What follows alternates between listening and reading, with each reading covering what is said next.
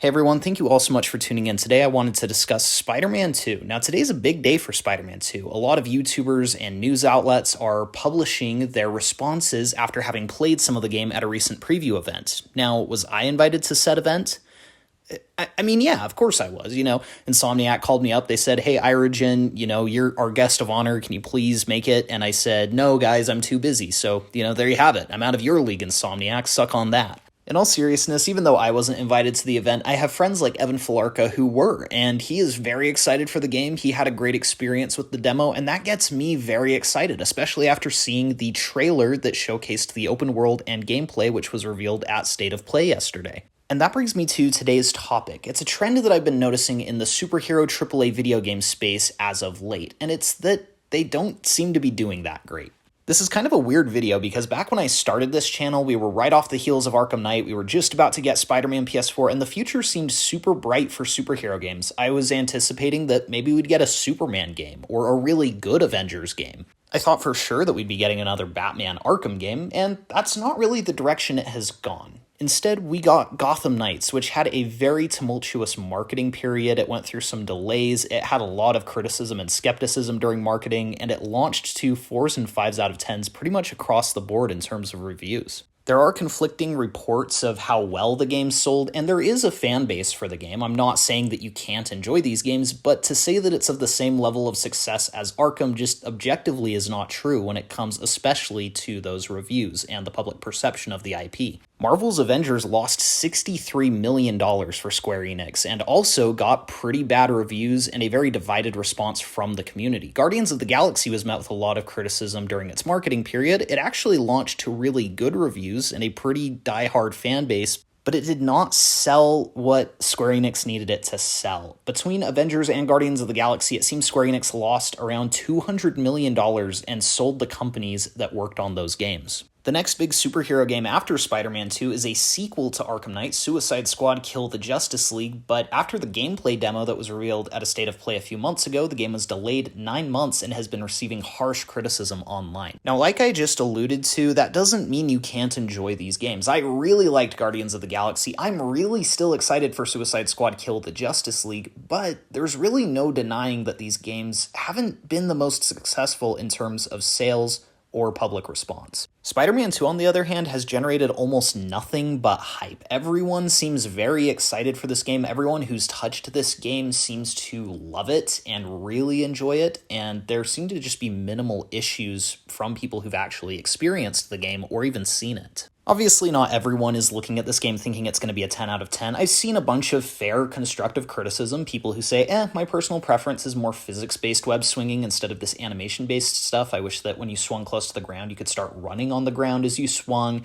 and then you could jump back up into the air. I've seen stuff like that. But I've also seen some pretty outrageous demands because X, formerly Twitter, is a cesspool for just some very hateful people who like to sit and insult developers for not adding just completely unreasonable requests. Again, this is nothing new. When the first game was coming out, people were threatening to boycott the game because not every puddle that was shown in the tech demo was in the final game, and they wanted to sue Insomniac for false advertising. Just ridiculous stuff like that that's being carried over into the hype of the marketing for this sequel. So I wanted to take a minute to look and say, what is the difference here? Why is it that when Gotham Knights gets announced and is being shown off, everyone seems to be really skeptical? There seems to be a lot of hate and shade being thrown at the game, but with Spider-Man, that's just not the case. And truthfully, I think it all comes down to one pretty simple difference. Spider-Man 2 is the first AAA superhero game since the last Spider-Man game, Miles Morales, and that first 2018 game that isn't trying to sell its audience on something new. When you talk about the AAA video game space for superheroes, most people think about open-world sandbox games where you're getting to play as Batman or Spider-Man. There's side missions, there's a main story to follow. It's kind of been the trend since Spider-Man 2 of 2004. It's what most of the Spider-Man games have done since then. It's what all the Arkham games did, although Arkham Asylum, some might argue, was an open world, but still, it had an open area for you to explore, it had a map for you to explore and gain collectibles, and it had a story for you to follow. Spider-Man 2 is doubling down on that. In fact, the trailer that they showed yesterday at State of Play doubled down on that. They were showing off the open world and the side missions and the gameplay and the combat and the traversal and the story. When I talk about Spider-Man 2's selling points and what they've shown off in the marketing, it's been Symbiote Suit, it's been Kraven, it's been Venom, it's been that you can play as both Peter and Miles, it's that Harry Osborn is coming back, it's the possibility of Mysterio and Green Goblin being in the game. When I think back to the selling points for Marvel's Avengers, it was that it was a looter-shooter, multiplayer, microtransaction games as a service game. And again, they were really marketing and trying to sell this game to fans of the Arkham and Spider-Man games. Gotham Knights was a Batman game that was being sold to Batman fans where Batman is dead and you're playing as the sidekicks, which isn't inherently a bad idea. I think that those characters are all fantastic. I personally was very excited to play a game featuring these characters, really for their first time in the mainstream spotlight in many years.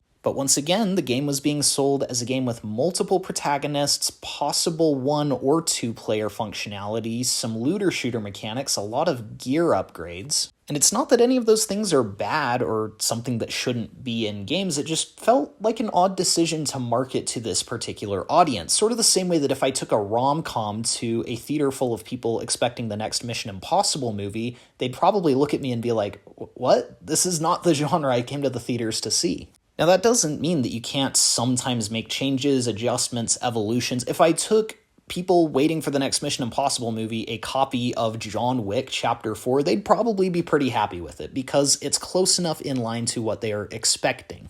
And no, I'm not saying that Gotham Knights was a rom-com or that it's the equivalent of a rom-com. I'm just saying it's a different type of game. And it feels like publishers like Square Enix and Warner Brothers didn't necessarily think through the fact that that overlap might not be as big as they thought it was. For example, I love the Arkham games, I love Spider-Man.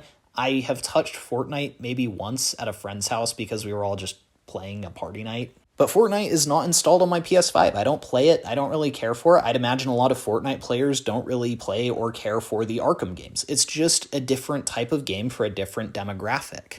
And when you do make a game like that, like Gotham Knights, it is bound to gel with people. There are people who like Gotham Knights, and understandably so. I think that that game checks a lot of boxes, and if those boxes were ones that you wanted checked when you played the game, you're going to enjoy it. Same with Marvel's Avengers, same with the upcoming Suicide Squad Kill the Justice League. But when there's already such a built-in fan base, and there's already a template that works so well and allows you to really roleplay as a superhero in an open-world video game, it feels like an odd choice to change that and suddenly try to rope in a whole new audience. It also just seems like a really odd choice considering the success of the Arkham games and Spider-Man Miles Morales for so many studios and publishers to say, you know what, let's change the template entirely and let's go in a completely different direction that's going to appeal to a completely different set of fans. If Marvel's Avengers had been catered to people who loved the Arkham games and Spider-Man PS4, my guess is that it would have reviewed and sold much better. When you look at the most successful superhero games, again, Arkham and Spider-Man, what they both do so well is build a game around the character. Spider-Man PS4, for example, was built entirely around the character of Spider-Man. The traversal was built around his web swinging. The combat was built around his fluid mobility. They tried to include fan-favorite villains. Arkham similarly worked in some really cool Predator encounters for stealth. They created one of the most iconic and most copied combat systems. People loved the free-flow combat system. People loved the stories and villains and voice actors of those games. It felt like a pure Batman experience, and it didn't feel like there was anything out there quite like it. It didn't feel like a Resident Evil game where you just played as a guy with a Batman skin. It felt like a game built for Batman. Spider-Man feels like a game built for Spider-Man. When I played Gotham Knights, I can't say that I haven't played a lot of games like that. Assassin's Creed Odyssey, Immortals Phoenix Rising, a lot of Ubisoft games come to mind when I think about it. Once again, I want to reiterate that this doesn't mean that you can't like or enjoy the game. Again, maybe that type of game really speaks to you, and that's great. I'm just saying that in the overall community for superheroes, it seems like the Spider-Man and Arkham approach is the one that works best. And the reason that I really do think Spider-Man 2 will likely be hailed as one of, if not the greatest superhero game of all time, will ultimately come down to the fact that it was a game tailored for the character and crafted carefully for the fans. I would wager a good chunk of cash that if Insomniac had jumped forward with Spider-Man 2 and said, hey, We really wanted to add multiplayer and a battle pass so you can play as Peter, Miles, Felicia Hardy, and Eddie Brock as Venom. We haven't expanded the map, but we have added an extensive loot and gear system, and again, a battle pass. I think people would be up in arms and very upset with the direction that that series would be taking. When I think about characters that I'd like to see get a game like Superman or The Flash, I want games that are built around their mechanics so that I can really feel like Superman or feel like I'm playing as The Flash. And I want a story that really captures my attention. I don't want one that's interrupted every 2 minutes because it's like, you don't have the right gear piece, go explore the city more. I don't want a Superman game that only has 3 villains, but don't worry, they're going to add more in the games as a service, free updates down the line. That just doesn't appeal to me as much as just a really solid standalone Superman game, for example.